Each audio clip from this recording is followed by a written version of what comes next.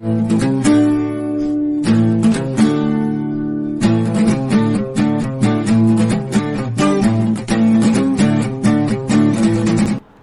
Everyone, आज की इस वीडियो में हम प्रोनाउन के बारे में पढ़ेंगे जिसे हिंदी में सर्वनाम कहते हैं।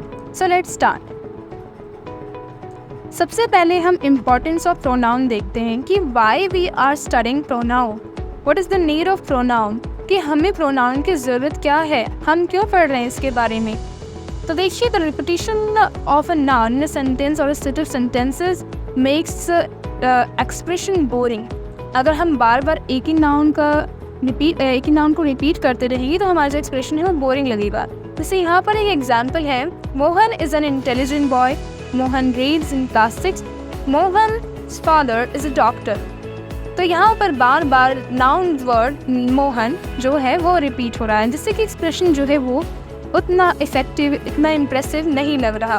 तो यहाँ पर हम मोहन की जगह ही का यूज़ करेंगे, यानी कि हम इसको रिप्लेस कर देंगे प्रोनाउन से। तो अब हमारा जो एक्सप्रेशन है वो कुछ बेटर हो जाएगा।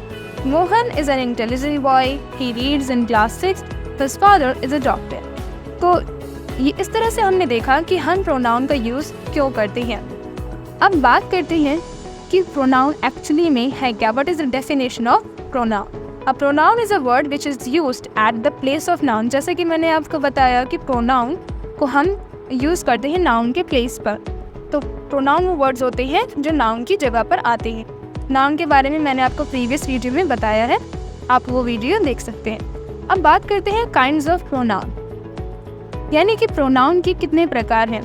तो 10 प्रकार की हैं ये। First is personal pronoun, second is reflexive, third is emphatic, fourth is possessive pronoun, fifth is demonstrative pronoun, sixth is interrogative pronoun, seventh is relative pronoun, eighth is indefinite pronoun, ninth is distributive pronoun and 10th is reciprocal pronoun. इसी में हम case के बारे में भी पढ़ेंगे, जिसे हिंदी में कारक कहते हैं।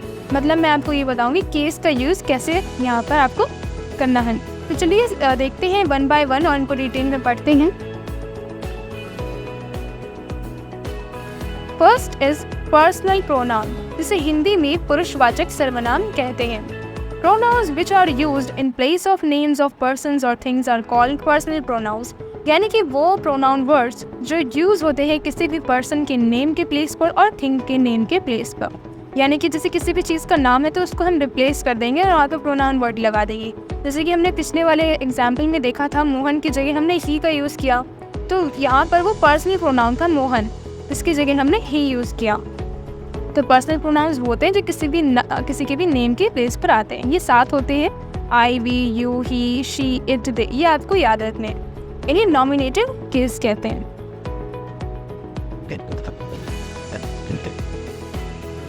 अब कुछ एग्जाम्पल्स देख लेते हैं। First is he is not listening, second is we are planning for trip, third is I am going. तो आप देख सकते हैं कि ये टेबल है, मैंने जैसे कि आपको बताया था कि हम केस के बारे में इसमें पढ़ेंगे।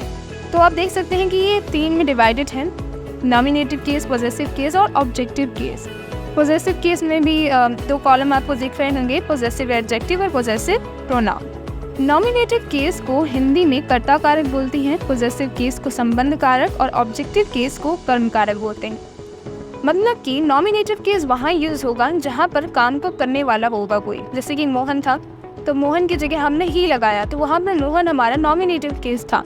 पॉजेसिव केस वो होते हैं जो किसी के साथ रिलेशन बताए, ऑनरशिप बताए, ठीक है, पोजीशन बताए, वहाँ पर हम पॉजेसिव केस का यूज़ करते हैं। जैसे कि पॉजेसिव एडजेक्टिव में आ जाते हैं my, our, your, his, her, its, their, और पॉजेसिव प्रोनाउन में आ जाते हैं आपके mine, ours, yours, his, hers and theirs. जैसे आप देख सकते हैं यहाँ पे एक एग्जाम्पल है, मनीषा इज डांसिंग। तो मनीषा यहाँ पर क्या है, क्या आप बता सकते हैं? मनीषा यहाँ पर नॉमिनेटिव केस है, यहाँ पर हम इसको रिप्लेस कर देंगे शी के साथ। अब थर्ड देखते हैं ऑब्जेक्टिव केस, यानी कर्म कारक, me, us, you, him, her, it, that. इन सबको हम ऑब्जेक्टिव केस बोलते हैं। यानी कि जहाँ पर जहाँ पर ये वर्ड आ जाएंगे वहाँ पर ये ऑब्जेक्ट की तरह बिहेव करेंगे, कर्म हो जाएगा वो, ठीक है। जैसे कि एग्जाम्पल है, शी हेल्प्स हर, उसने उसकी मदद की। तो तो यहाँ पर हर क्या है, ऑब्जेक्ट है, किसकी मदद की गई, उसकी मदद की गई, तो इसलिए यहाँ पर हर हमारा ऑब्जेक्टिव केस हो जाएगा। अब कुछ एग्जाम्पल्स देख लेते हैं। दिस पेन इज माइन, यह पेन मेरा है, तो यहाँ पर हम रिलेशन बता रहे हैं, पोजीशन बता रहे हैं। दोज बुक्स आर हर, वो किताबें उसकी है, यहाँ पर भी हम रिलेशन दिखाने की कोशिश कर रहे हैं, पोजीशन। अब कुछ और एग्जाम्पल्स देखते हैं। दिस इज माई पेन, अब यहाँ पर हम देखेंगे कि माई जो है वो पेन के साथ आया, यानी प्रोनाउन के नाउन के साथ आया है, तो यहाँ पर माई जो है वो पोजेसिव एडजेक्टिव हो जाएगा। सेकेंड एग्जाम्पल भी ऐसे ही है, दोज आर हर बुक्स, तो हर यहाँ पर पोजेसिव एडजेक्टिव हो जाएगा। Second is reflexive pronoun. What is reflexive pronoun? Reflexive pronoun को हिंदी में निजवाचक सर्वनाम भी कहते हैं।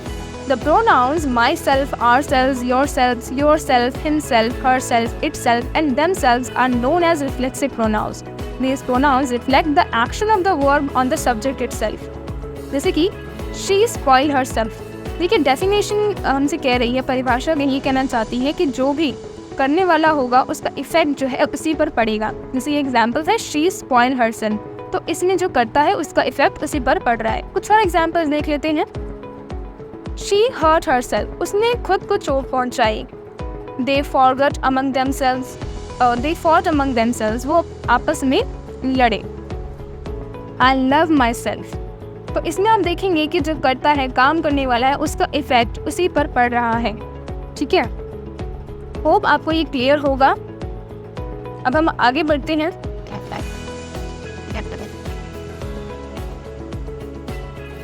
थर्ड इज एम्फेटिक प्रोनाउन, जैसे हिंदी में निश्चितवाचक सर्वनाम कहते हैं। So what is emphatic pronoun? Emphatic pronouns are pronouns used for the sake of emphasis on nouns और प्रोनाउन्स। इसका अर्थ यह है कि जो भी मतलब हम प्रोनाउन यूज़ कर रहे हैं तो उसका हम यूज़ किस लिए कर रहे हैं, उस पर स्ट्रेस देने के लिए कर रहे हैं। जैसे कि एग्जाम्पल है, ही हिमसेल्फ डिड दिस, उसने यह खुद किया। यहाँ पर सेंटेंस इस तरह से भी हो सकता था, he did this, तो यहाँ पर उसने किया है ना, इसकी हिंदी हो जाएगी उसने किया, लेकिन he himself did this, उसने यह स्वयं किया। यहाँ पर हम जोर दे रहे हैं। ठीक है, तो एम्फेटिक प्रोनाउंस वो होते हैं जहाँ पर हम स्ट्रेस देते हैं। फॉर एग्जाम्पल और एग्जाम्पल्स है जैसे they themselves cook the food, you can yourself talk to him, तो यहाँ पर आप देखेंगे कि यहाँ पर हम जोर देने की कोशिश कर रहे हैं। he himself admitted it. अब फोर्थ टाइप पे चलते हैं, that is possessive pronouns. Possessive pronouns को हिंदी में अधिकारवाचक सर्वनाम भी कहते हैं। The pronoun which is used to denote possession और ownership is called a possessive pronoun. तो जैसे कि मैंने आपको हिंदी बताई, इसकी अधिकारवाचक सर्वनाम यानी किसी चीज़ के ऊपर किसी का हम अधिकार दिखाने की कोशिश करें कि वो जो चीज़ है वो किसकी है, इस पर किसका अधिकार है, किसकी ऑनरशिप है। तो जैसे कि mine, ours, yours, hers, his and theirs are possessive pronouns. जहाँ पर भी आ जाए वो पोजेसिव, इनको हम पोजेसिव प्रोनाउंस कहते हैं। मतलब इन वर्ड्स का यूज़ हम पोजीशन दिखाने के लिए करते हैं। For example, this book is mine, ये किताब मेरी है। यहाँ पर मैं पोजीशन दिखाने की कोशिश कर रही हूँ। दीज बैग्स आर हर्स, यहाँ पर आप गलती मत कीजिएगा, माइन की जगह माई या हर या ही का प्रयोग मत कीजिएगा, वहाँ पर आपका सेंटेंस गलत हो जाएगा। Those are his. एक चीज़ और ध्यान रखने वाली है, इस जो है वो हमेशा पोजेसिव एडजेक्टिव रहता है, जैसे कि मैंने आपको टेबल में भी दिखाना था। हिज पोजेसिव प्रोनाउन के अलावा पोजेसिव एडजेक्टिव भी है। आप टेबल में देख सकते हैं कि हिज जो है हमारा वो पोजेसिव प्रोनाउन के साथ साथ पोजेसिव एडजेक्टिव भी है। Fifth type of pronouns is demonstrative pronouns. Demonstrative pronouns को हिंदी में संकेतवाचक सर्वनाम भी कहते हैं। Demonstrative pronouns point out the persons and things for which they stand. तो जैसे कि हिंदी में देखा हमने कि संकेतवाचक सर्वनाम यानी किसी की तरफ हम पॉइंट आउट करके बताएंगे। For example, this, that, these, those, in words का यूज़ हम किसी की और पॉइंट आउट करने के लिए करते हैं। तो कोई पर्सन भी हो सकता है, वो कोई थिंग भी हो सकती है। जैसे कि दैट इज़ अ गर्ल, वह एक लड़की है। दोज आर मैंगोज, वो वे आम है। These dresses are red. तो यहाँ पर हमने देखा कि हम डिमॉन्स्ट्रेटिव प्रोनाउंस का यूज़ पर्सन्स और थिंग्स दोनों के लिए करते हैं, दोनों को इंडिकेट करने के लिए करते हैं। डिमॉन्स्ट्रेटिव एडजेक्टिव, जब भी डिमॉन्स्ट्रेटिव प्रोनाउंस किसी नाउन के साथ जुड़ जाते हैं तो वो डिमॉन्स्ट्रेटिव एडजेक्टिव बन जाते हैं। जैसे कि यहाँ पे दिस कार इज़ माई, तो यहाँ पे कार जो है वो नाउन है और दिस यहाँ पर डिमॉन्स्ट्रेटिव एडजेक्टिव है। That table is old, those children are naughty, तो इसमें दैट दोस्त हमारे डिमॉन्स्ट्रेटिव एडजेक्टिव हैं। Six type of pronoun is interrogative pronouns, जिसे हिंदी में प्रश्नवाचक सर्वनाम कहते हैं।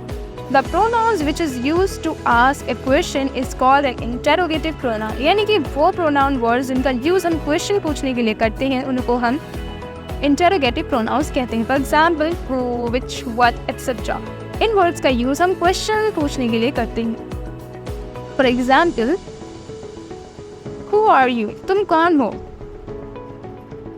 यहाँ पर हम प्रश्न पूछ रहे हैं। Which of the students are absent, कौन से छात्र अनुपस्थित हैं, यहाँ पर भी हम क्वेश्चन पूछ रहे हैं। Who is your favourite singer, तुम्हारा पसंदीदा गायक कौन है। तो आप देखेंगे कि हमने यहाँ पर हु, विच और इनका यूज़ हमने क्वेश्चन पूछने के लिए किया। Seven type of pronoun is relative pronoun. Relative pronoun को हिंदी में संबंधवाचक सर्वनाम कहते हैं। The relative pronouns stands instead of a noun and also joins sentences, मतलब कि ये noun के place पर तो आते ही है लेकिन ये इस दो sentences को join करने का भी काम करते हैं। For example, the lady who is in pink saree is my mother. वह lady जो pink साड़ी में है वो मेरी माँ है। यहाँ पर हमने दो sentences को join भी किया और noun को replace भी किया। Examples हैं जैसे This is the boy we all admire. यह वह लड़का है जिसकी सब प्रशंसा करते हैं। Take any pen that you like. कोई भी पेन उठा लो जो तुम्हें पसंद है या ले लो। यहाँ पे ध्यान देने वाली बात यह है कि whom और whose का प्रयोग हम persons और large animals के लिए करते हैं और which का नॉन लिविंग और एनिमल्स के लिए करते हैं, that का लिविंग एंड नॉन लिविंग दोनों के लिए। ये चीज़ आपको ध्यान रखनी है, ये आप कॉम्पिटिटिव एग्जाम्स में बहुत हेल्प करेगा। अब हम आगे बढ़ते हैं। Interrogative adjectives. Interrogative pronounce interrogative adjectives की तरह तब बिहेव करते हैं जब उनके साथ कोई नाउन जुड़ा हो। For example, which shirt do you like most, तुम्हें कौन सी शर्ट सबसे ज़्यादा पसंद है। तो यहाँ पर शर्ट हमारा नाउन है और विच यहाँ पर हमारा पहले प्रोनाउन की तरह बिहेव कर रहा था जो कि अब इंटेरोगेटिव एडजेक्टिव है। Which poet is your favourite, what colour do you like, तो यहाँ पर विच, व्हाट ये हमारे इंटेरोगेटिव एडजेक्टिव्स हैं। Eighth type of pronouns is indefinite pronoun. Indefinite pronoun को हिंदी में अनिश्चयवाचक सर्वनाम कहते हैं। Indefinite pronouns are referred to persons or things in a vague or general way. They do not refer them in particular. मतलब कि हम सामान्य तौर पर बात करते हैं किसी की और हम पॉइंट आउट नहीं करते, किसी पर्टिकुलर चीज़ की या पर्सन की बात हम नहीं करते। For example, anybody can do this. यह कोई भी कर सकता है। यहाँ पर हम किसी को पॉइंट आउट नहीं कर रहे, हम जनरल बात कर रहे हैं। Many of the students secured good marks, कई सारे छात्रों ने अच्छे मार्क्स जो है वो सिक्योर किए हैं। तो अब यहाँ पर आप देखेंगे कि हम जनरल बात कर रहे हैं, इन वेग बात कर रहे हैं। None of them are qualified. So these are some examples of indefinite pronouns. Some students are intelligent. तो यहाँ पर मैं आपको थोड़ा एग्जाम्पल्स बता रही हूँ। Some students are intelligent, many boys are playing in the field, कई सारे लड़के जो हैं वो फील्ड में खेल रहे हैं। Any fool can ask a question, this sentence is very good and I very like it, कि कोई भी मूर्ख जो है वो प्रश्न पूछ सकता है। Ninth type of pronoun is distributive pronoun. Distributive pronoun को हिंदी में व्यष्टिवाचक सर्वनाम कहते हैं। When each, either and neither are used as pronouns, these are called distributive pronouns. मतलब कि जब भी हम each का, either का और neither का यूज़ करेंगे तो वो हमारे distributive pronouns होंगे। For example, each of the boy is laborious, कि प्रत्येक लड़का जो है वो मेहनती है। Every one of you can do this work, कि तुम में से कोई भी इस काम को कर सकता है। Either of the two pens will take. So these are some examples of distributive pronouns. अब हम आगे बढ़ते हैं। यहाँ पर आपको एक चीज़ ध्यान रखनी है कि डिस्ट्रीब्यूटेड प्रोनाउंस के साथ ये हमेशा सिंगुलर नंबर में होते हैं और इनके साथ हमेशा सिंगुलर वर्ब का ही प्रयोग होता है। 10th type of pronouns is reciprocal pronouns. Reciprocal pronouns को हिंदी में पारस्परिकता वाचक सर्वनाम भी कहते हैं। Each other and one other are called reciprocal pronouns. Each other और वन अनदर को हम रेसिप्रोकल प्रोनाउंस कहते हैं। For example, Radha and Krishna love each other. तो यहाँ पर आप देखेंगे राधा कृष्णा को प्यार करती है और कृष्णा राधा को।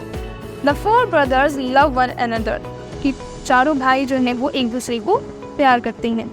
यहाँ पर आपको एक चीज़ ध्यान रखनी है कि जब भी हम 2 व्यक्तियों के बीच की बात का बोध हमें कराना होगा तो हम ईच अदर का यूज़ करेंगे, और जब 2 से ज़्यादा होंगे तो वन अनदर का यूज़ होगा, जैसे कि हमने पीछे देखा।